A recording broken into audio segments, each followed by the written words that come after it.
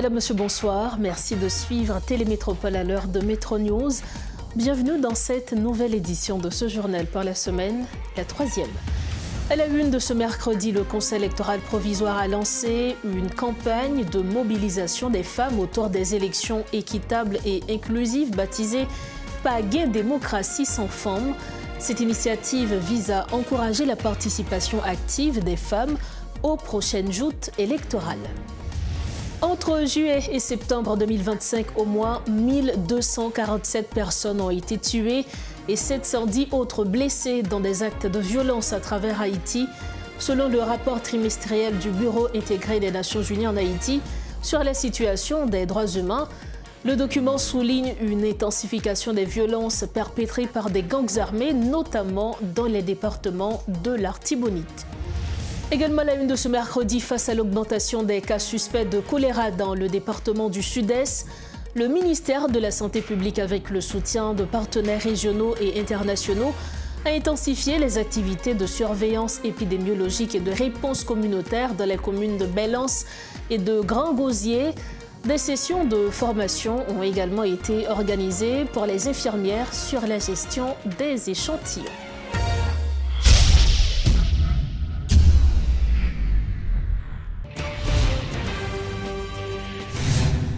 Bienvenue au développement des titres de l'actualité. Le Conseil électoral provisoire a lancé ce mercredi une campagne de mobilisation des femmes autour des élections équitables et inclusives.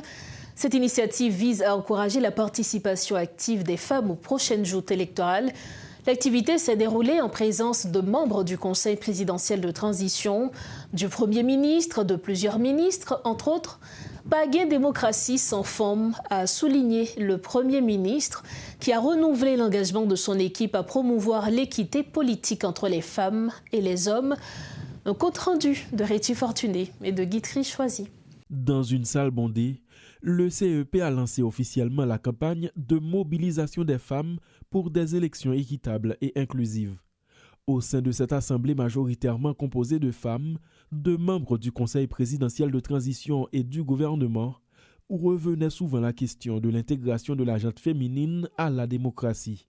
En témoignent les propos de la conseillère électorale. On dit ensemble, pas gain démocratie sans femmes.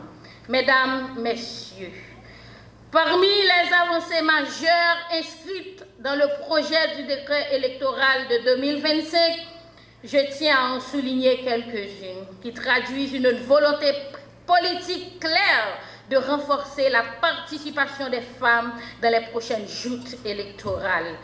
Institutionnalisation d'une parité progressive avec l'obligation pour chaque parti politique de présenter au moins 30% de candidatures féminines à la députation, une mesure qui ancre l'égalité dans les pratiques électorales. Cette initiative fait suite à l'élaboration du projet de décret électoral mettant l'accent sur l'importance de la participation des femmes aux prochaines joutes électorales. Bien que la Constitution amendée de 1987 reconnaisse le principe d'un quota minimum de 30% de femmes à tous les postes de décision de la vie nationale, seuls 8% des candidats aux dernières élections législatives étaient des femmes, selon les données disponibles.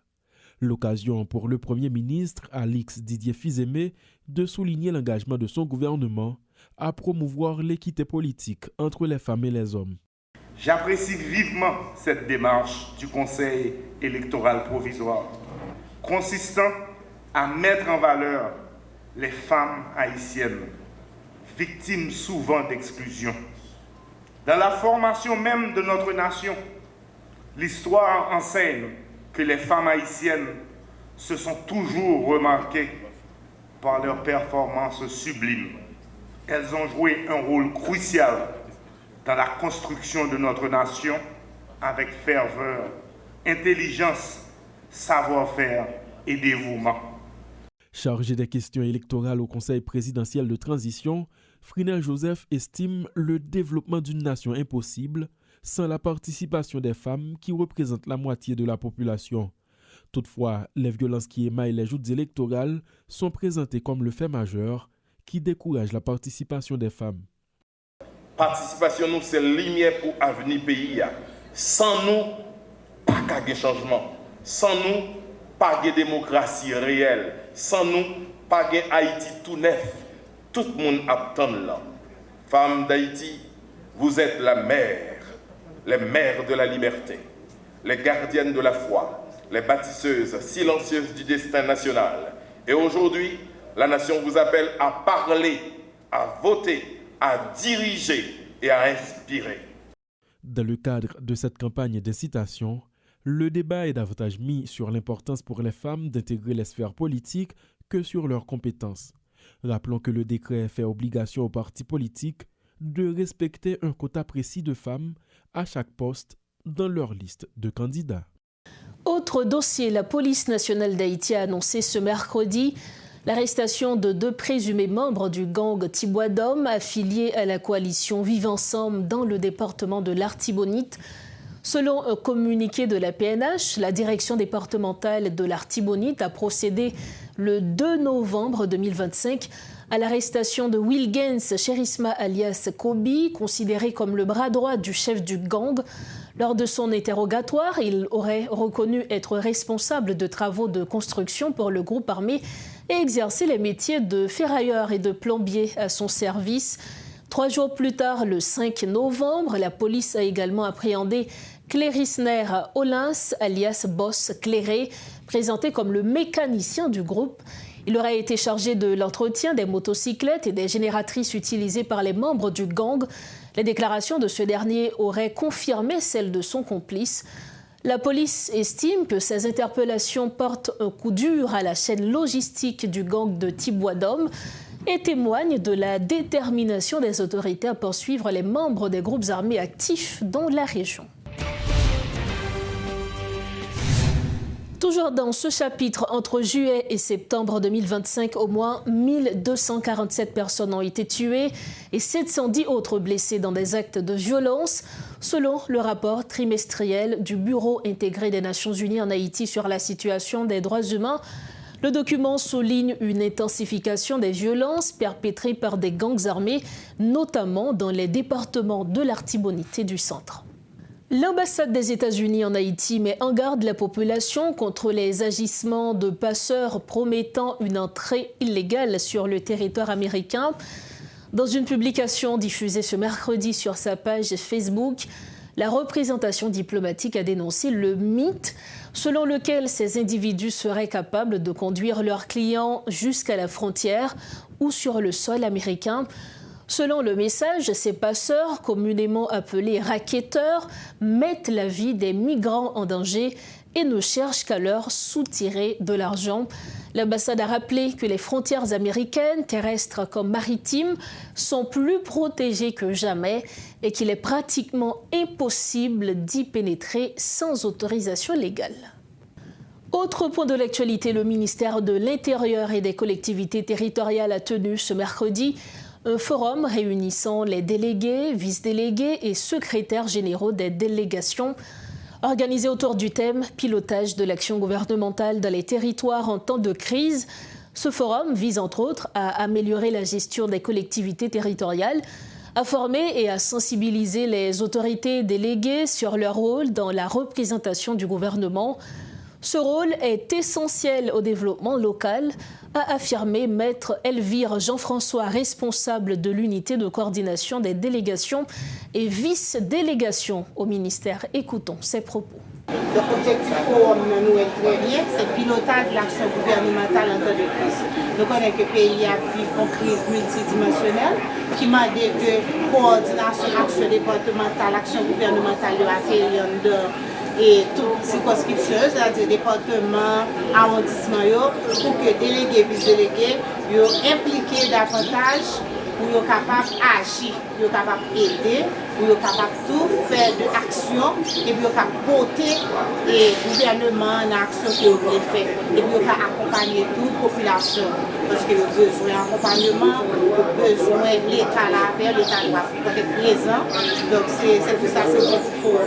Nous avons l'application sur les plans techniques, nous avons formation là-dedans, nous avons échange, parce que chaque délégué va faire échange, nous dit mais qui je mais qui ça va faire. Donc c'est l'implication. Donc ce forum vise à impliquer les délégués et les vice-délégués pour une meilleure coordination de l'action gouvernementale. Donc nous voulons une action gouvernementale qui est plus efficiente. Au total, 30 personnes à mobilité réduite ont été nommées au sein du ministère de la Santé publique, selon le secrétaire d'État aux personnes handicapées, Génard Joseph. Une avancée majeure pour le secteur, a-t-il souligné. Cependant, tout en reconnaissant que cette catégorie sociale représente au moins 15% de la population, le secrétaire d'État admet que ce chiffre reste insuffisant. Les conditions de vie des personnes handicapées, notamment dans les camps de déplacés, sont lamentables, a-t-il affirmé, rappelant la loi du 21 mai 2012 qui reconnaît aux personnes handicapées des droits inaliénables. Génard Joseph a insisté sur la nécessité pour l'État haïtien de prendre des mesures concrètes pour leur encadrement. Il a également fait remarquer que le nombre de personnes handicapées augmente, notamment en raison des accidents vasculaires cérébraux et des accidents de la route. Un reportage signé Rudolf Pierre-Louis et Guy Trichoisy. Les personnes handicapées, c'est une catégorie sociale qui continue de clamer haut et fort leur intégration dans la vie courante, mais les autorités compétentes semblent faire la sourde oreille. Jusqu'ici, la situation des membres de ce secteur ne s'est pas améliorée, selon le secrétaire d'État Génard Joseph. Mais je dis, après un ensemble de catastrophes naturelles, gros ça a passé tout dernièrement là, qui est 12 janvier 14 août dans le Grand Sud, je dis à montrer nous comment la vulnérabilité a augmenté et la quantité de gens qui vivent avec handicap a augmenté dans le pays. Et dans le pire, toujours pour je dis, circulation, la fête à motocyclette. Et c'est quotidiennement, Allemand de Sans Frontières, tout l'autre centre de santé, c'est quotidiennement, population monde qui vit avec handicap a augmenté. Je n'ai pas besoin de parler pour l'insécurité, je n'ai pas besoin de parler de balles perdues, je n'ai pas besoin de question de stroke. Si 2-3 jours, 11 ans, mon parole, vous devez attendre son stroke qui mettait à terre. Je dis à la population, même avec l'État, la société haïtienne, de prendre très au sérieux la situation de gens qui vivent avec déficience. 5 ans plus tôt, soit en 2020, une pétition a été signée par plus de 2000 handicapés en vue de forcer l'État haïtien de respecter ses engagements. La loi du 21 mai 2012 leur confère des privilèges, mais dans les faits, rien de concret. Non seulement nous participons, l'État haïtien ratifié et plusieurs conventions par exemple, et la convention internationale relative à droits des handicapés des Nations Unies et autres, mais également Haïti fait un pile d'efforts côté que nous gagnons de lois, tant que loi 13 mars 2012 qui est les mêmes, et sous intégration monde handicapé. Et également nous gagnons loi 3 juillet 2018 là, sous accessibilité des normes bâties. C'est aussi l'opportunité pour le SE d'attirer l'attention du grand public sur cette réalité. Les personnes handicapées ne font qu'augmenter alors que leurs prérogatives citoyennes sont bafouées. M. Joseph appelle à une prise en charge de cette couche sociale. Les transversales, ce n'est pas responsabilité seulement de l'État, mais c'est responsabilité de toute société parce que nous tous concernés. Et je dis à tout le monde doit connaître question handicap là capable de prendre la légère dans le pays. Non seulement handicap là une histoire dans le pays. D'un autre côté, le SE reconnaît que certaines considérations ont été significatives. Le MSPP qui a procédé à la nomination de 30 non-voyants au sein de l'institution, par exemple.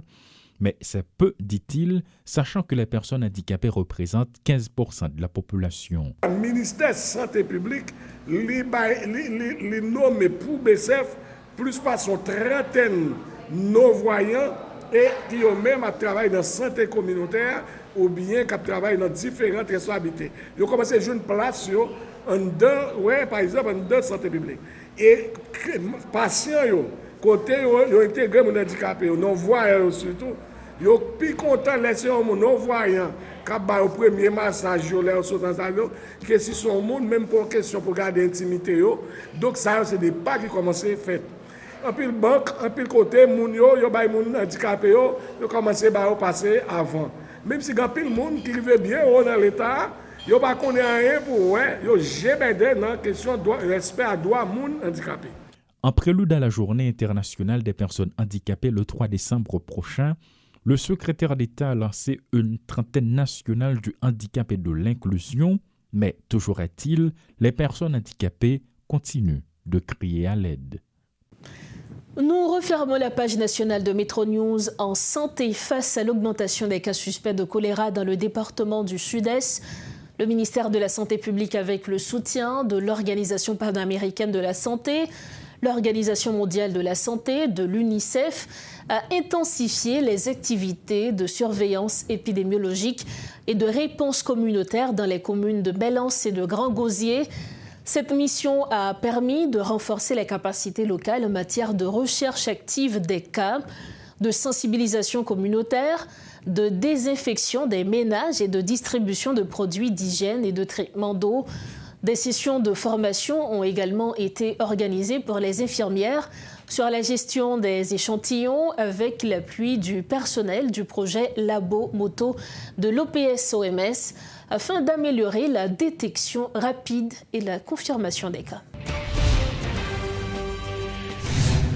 Nous arrivons au terme de cette édition de Métro News. Avant de partir, le rappel des principaux titres. Le Conseil électoral provisoire a lancé ce mercredi une campagne de mobilisation des femmes autour des élections équitables et inclusives baptisées « Pagaie démocratie sans femmes ». Cette initiative vise à encourager la participation active des femmes aux prochaines joutes électorales. Entre juillet et septembre 2025, au moins 1247 personnes ont été tuées et 710 autres blessées dans des actes de violence à travers Haïti. Selon le rapport trimestriel du Bureau intégré des Nations Unies en Haïti sur la situation des droits humains, le document souligne une intensification des violences perpétrées par des gangs armés, notamment dans les départements de l'Artibonite et du Centre. Et puis face à l'augmentation des cas suspects de choléra dans le département du Sud-Est, le ministère de la Santé publique, avec le soutien de partenaires régionaux et internationaux, a intensifié les activités de surveillance épidémiologique et de réponse communautaire dans les communes de Belance et de Grand-Gosier. Des sessions de formation ont également été organisées pour les infirmières sur la gestion des échantillons. C'est ainsi que nous refermons cette édition de Métro News. Merci de votre précieuse écoute. Merci surtout de votre confiance. On se retrouve bientôt. Restez branchés Métropole et prenez soin de vous. Bonsoir.